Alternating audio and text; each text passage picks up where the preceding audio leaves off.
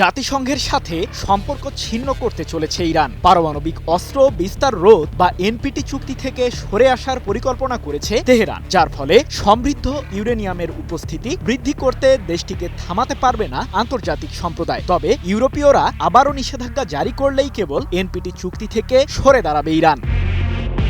জাতিসংঘের পরমাণু সংস্থা IAEA এর সাথে 1968 সালে এনপিটি চুক্তি করে ইরান, যার কারণে ইউরেনিয়াম ব্যবহার করে পারমাণবিক অস্ত্র তৈরির পথ বন্ধ হয়ে যায় তেহরানে। তবে এই চুক্তির শর্ত ভঙ্গ করলেই কেবল দেশটিকে বিশ্ব থেকে একঘরে করতে পারবে IAEA, যার অর্থ দাঁড়ায় আন্তর্জাতিক নিষেধাজ্ঞার কবলে পড়বে ইরান। যদিও ইসরায়েল, ভারত ও পাকিস্তান এখনও এনপিটি চুক্তি করেনি, তবে দেশ তিনটির কাছে পরমাণু অস্ত্র রয়েছে। কিন্তু ইসরায়েলের কাছে অস্ত্র রইলেও আনুষ্ঠানিকভাবে এখনও দেশটি ঘোষণা করেনি।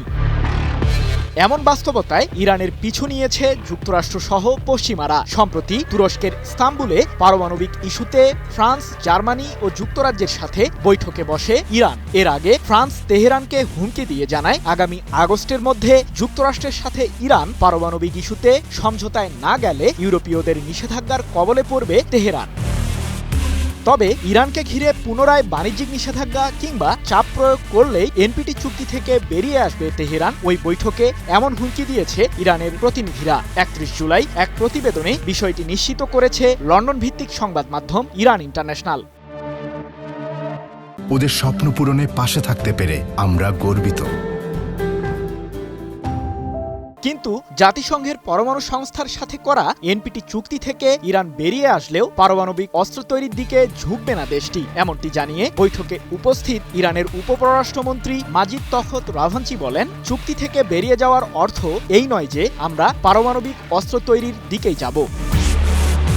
তবে ইরানকে ঘিরে ইউরোপীয়দের নিষেধাজ্ঞা আরোপের কোনো আইনি ভিত্তি নেই বলে জানিয়েছেন ইরানের পররাষ্ট্র মন্ত্রণালয়ের মুখপাত্র ইসমাইল বাঘাই। তিনি বলেন, ফ্রান্স, জার্মানি ও যুক্তরাজ্যের নিষেধাজ্ঞা জারি করার কোনো আইনি অবস্থান নেই। ইরানের পারমাণবিক কেন্দ্রে ইসরায়েল ও যুক্তরাষ্ট্রের হামলায় ইউরোপীয়দের সমর্থন প্রমাণ করে তারাও একই দল। সৃজন মাহমুদ, নিউজ 24।